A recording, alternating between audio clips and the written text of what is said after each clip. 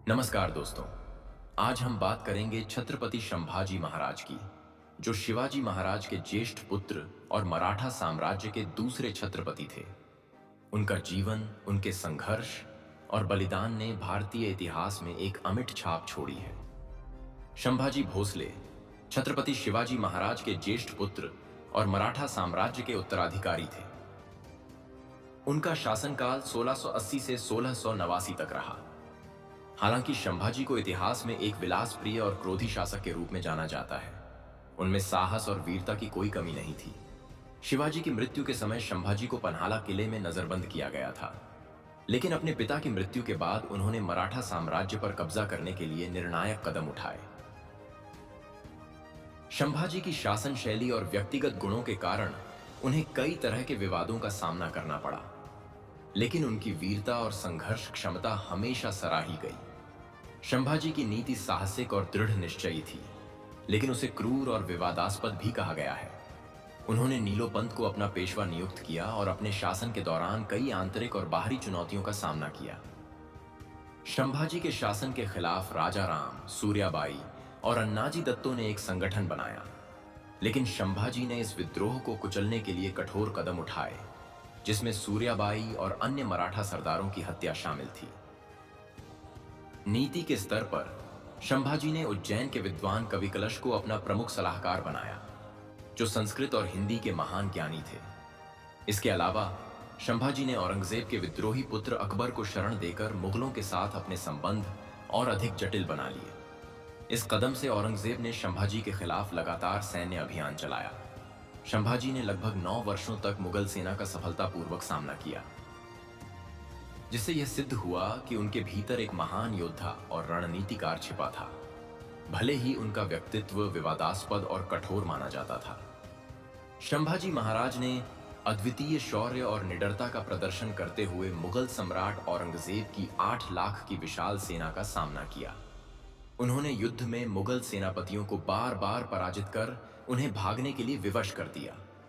संभाजी ने 24 से 32 वर्ष की आयु तक लगातार मुगलों की शक्ति का विरोध किया और इस दौरान एक बार भी पराजित नहीं हुए।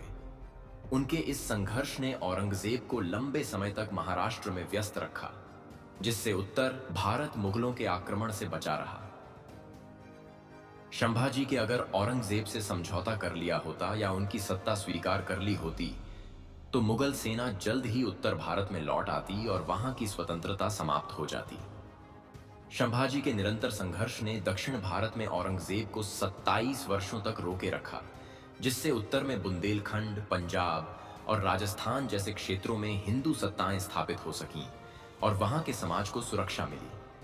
उनके इस संघर्ष ने मराठा साम्राज्य को और अधिक मजबूती प्रदान की और भारतीय स्वतंत्रता संग्राम में एक महत्वपूर्ण भूमिका निभाई।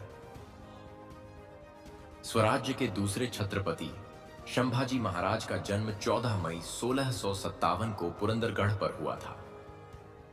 उनका जन्म मराठा साम्राज्य के लिए एक महत्वपूर्ण घटना थी, क्योंकि वह छत्रपति शिवाजी महाराज के उत्तराधिकारी बने। उनके जन्म के 2 वर्ष बाद उनकी माता सईबाई का निधन हो गया, जिससे संभाजी मातृ स्नेह से वंचित हो गए। हालांकि उनकी दादी जिजाबाई ने उनकी देखभाल की और उन्हें संस्कारों से परिपूर्ण किया। जिजाबाई, जिन्होंने शिवाजी महाराज को वीरता, नीति और धर्म का ज्ञान दिया था, वही संभाजी महाराज के लिए भी एक आदर्श मार्गदर्शक बनी। संभाजी न केवल शारीरिक रूप से शक्ति संपन्न थे, बल्कि अपने रूप और व्यक्तित्व से भी आकर्षक थे। उनके व्यक्तित्व में साहस, दृढ़ निश्चय और नेतृत्व क्षमता का समावेश था, जो उन्हें एक महान शासक बनने में मददगार साबित हुआ।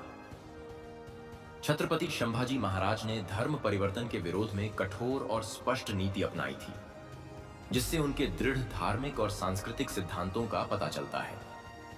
1684 में मराठों और अंग्रेजों के बीच हुए समझौते में संभाजी महाराज ने एक महत्वपूर्ण शर्त रखी थी कि अंग्रेजों को उनके राज्य में दास बनाने या लोगों को ईसाई धर्म में परिवर्तित करने की अनुमति नहीं दी जाएगी। यह शर्त संभाजी महाराज की धार्मिक स्वतंत्रता और सांस्कृतिक संरक्षण के प्रति प्रतिबद्धता को दर्शाती है। उन्होंने न केवल अपने राज्य के लोगों की स्वतंत्रता को बनाए रखने का प्रयास किया, बल्कि यह भी सुनिश्चित किया कि विदेशी शक्तियां उनकी सांस्कृतिक पहचान और धार्मिक स्वतंत्रता पर अतिक्रमण न कर सकें। उनका यह कदम उस समय के धार्मिक और सामाजिक संघर्षों के बीच एक महत्वपूर्ण उदाहरण था, जिससे यह स्पष्ट होता है कि वह अपने राज्य में धर्म परिवर्तन के किसी भी प्रयास का कड़ा विरोध करते थे। छत्रपति संभाजी महाराज ने हिंदुओं के शुद्धिकरण और धर्म रक्षा के लिए महत्वपूर्ण कदम उठाए थे। उन्होंने अपने राज्य में एक स्वतंत्र विभाग की स्थापना की थी, जिसका मुख्य उद्देश्य बलपूर्वक धर्म परिवर्तन कर मुसलमान बनाए गए हिंदुओं को पुनः हिंदू धर्म में शामिल करना था। एक प्रमुख उदाहरण के रूप में उन्होंने कवि कलश के साथ मिलकर हरसुल के ब्राह्मण गंगाधर कुलकर्णी, जिन्हें जबरन मुसलमान बनाया गया था, का शुद्धिकरण कर उन्हें पुनः हिंदू धर्म में प्रवेश दिलाया।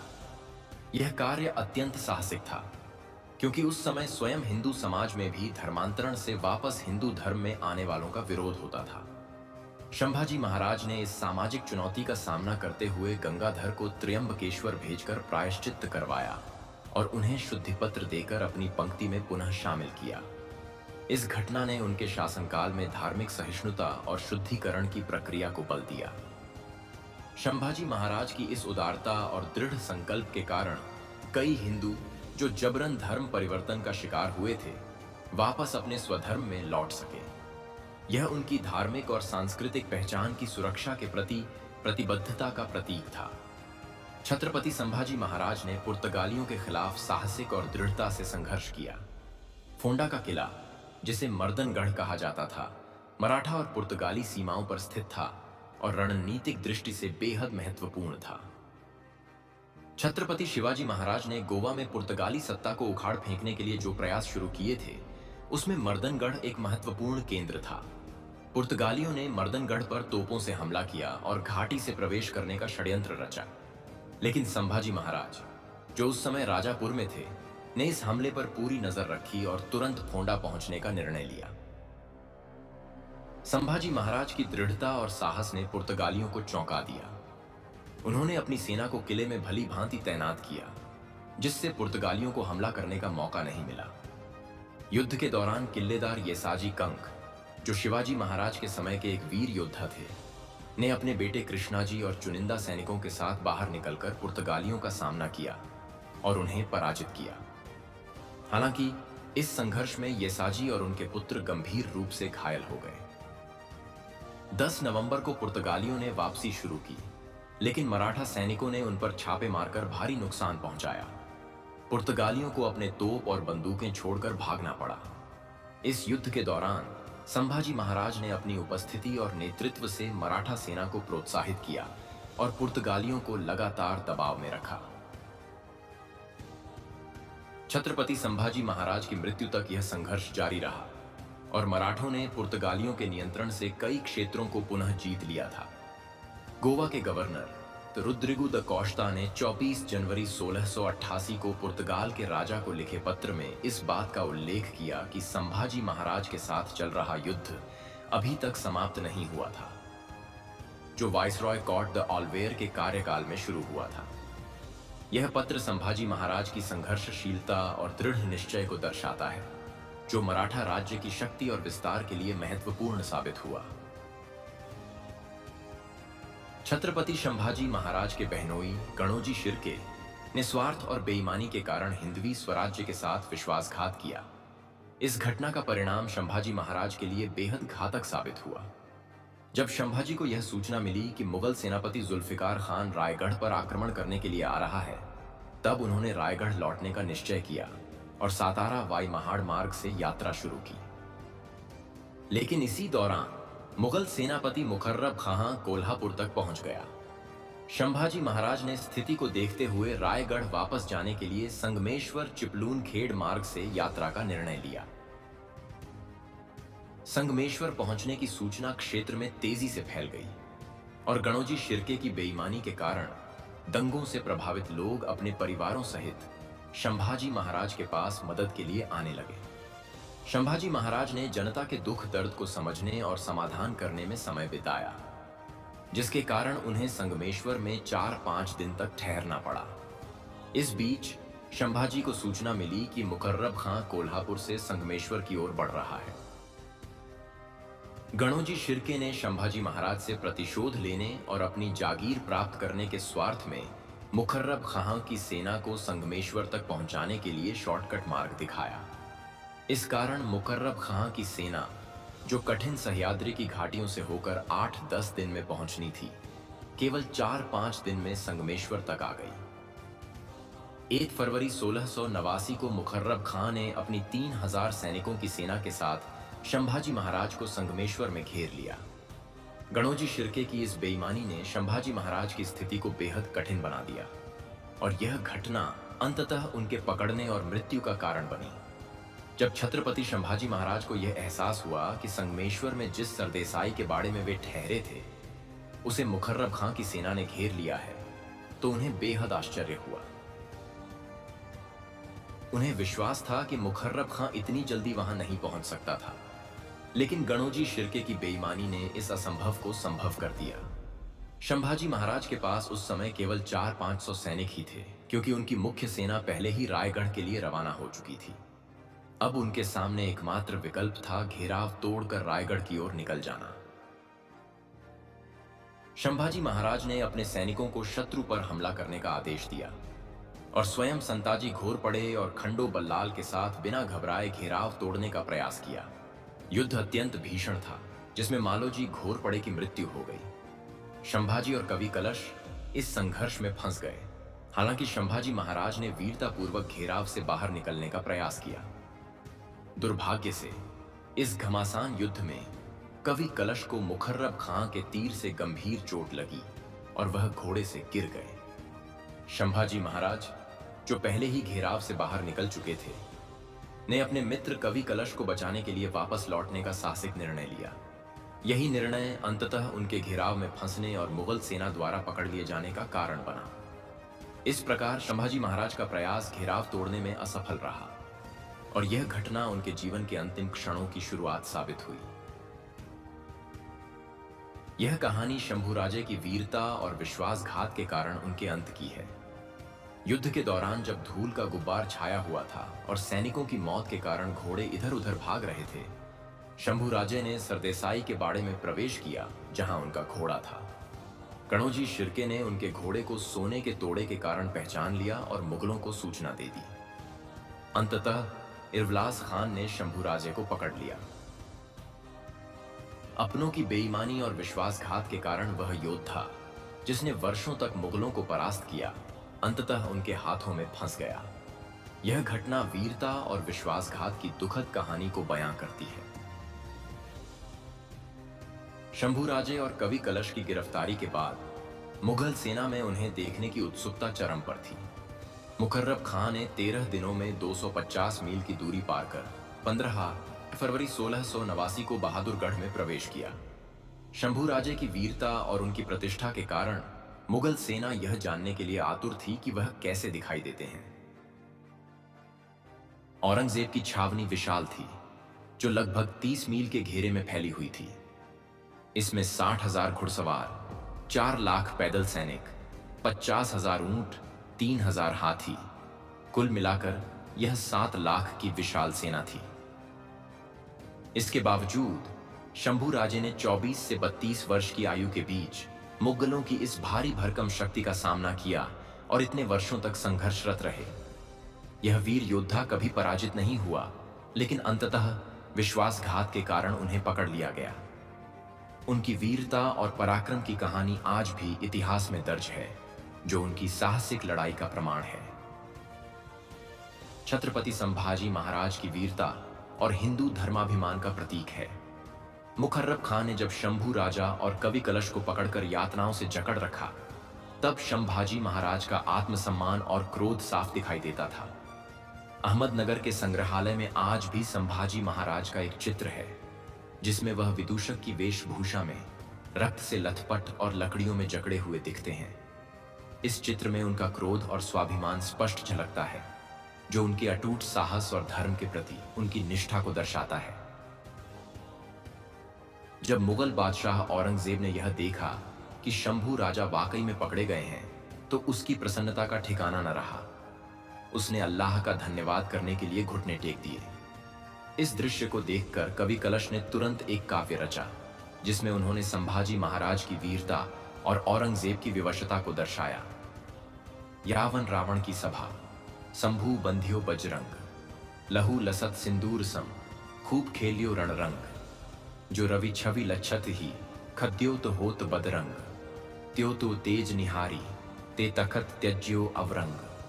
जिस प्रकार रावण की सभा में हनुमान जी को लाया गया था, उसी प्रकार संभाजी राजा को औरंगजेब के समक्ष उपस्थित किया गया है। जैसे हनुमान जी की देह पर सिंदूर शोभित होता है, वैसे ही भीषण युद्ध में देह रक्त से सन गई है। इसलिए हे राजन, तुझे यह सुशोभित कर रहा है।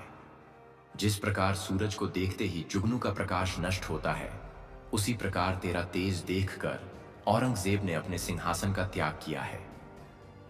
इस कविता से अपमानित होकर औरंगजेब ने कवि कलश की जीभ काटने की आज्ञा दी। बादशाह के समक्ष खड़ा करने पर इखलास खान द्वारा बार बार अभिवादन करने को कहने पर भी शंभू राजा ने तनिक भी गर्दन नहीं हिलाई एवं बादशाह को थोड़ा भी महत्व नहीं दिया। इसके विपरीत वे संतप्त होकर बादशाह की ओर देख रहे थे। संतप्त बादशाह ने उन्हें उसी अवस्था में कारागृह में डालने का आदेश दिया। शंभू राजा और कवि कलश पर की गई यातनाएं इतिहास में क्रूरता और अमानवीयता का सबसे बर्बर उदाहरण है। 17 फरवरी 1689 को शंभू राजा और कवि कलश को न केवल शारीरिक रूप से अत्याचार सहने पड़े, बल्कि उनकी मानसिक पीड़ा भी अत्यधिक थी। उनके साथ जो हुआ वह न केवल किसी स्वतंत्र राजा के प्रति बल्कि मानवता के प्रति भी एक अपराध था। मुगल सत्ताओं की परंपराओं के अनुसार क्रूरता और यातनाएं शत्रुओं को नष्ट करने के साधन थे, लेकिन शंभू राजा के साथ जो किया गया वह बर्बरता की हदें पार कर गया। उनकी आंखों में तपती सलाखें डालकर उन्हें अंधा कर दिया गया और फिर उनकी जिह्वाएं काटी गईं। इन यातनाओं के बावजूद शंभू राजा और कवि कलश ने अन्न जल का त्याग कर दिया, यह दिखाते हुए कि उनके आत्मसम्मान और धर्मनिष्ठा को कोई भी यातना झुका नहीं सकती थी। कवि कलश पर की गई यातनाएं मानो शंभू राजा के ऊपर होने वाली क्रूरता का पूर्वाभास थीं।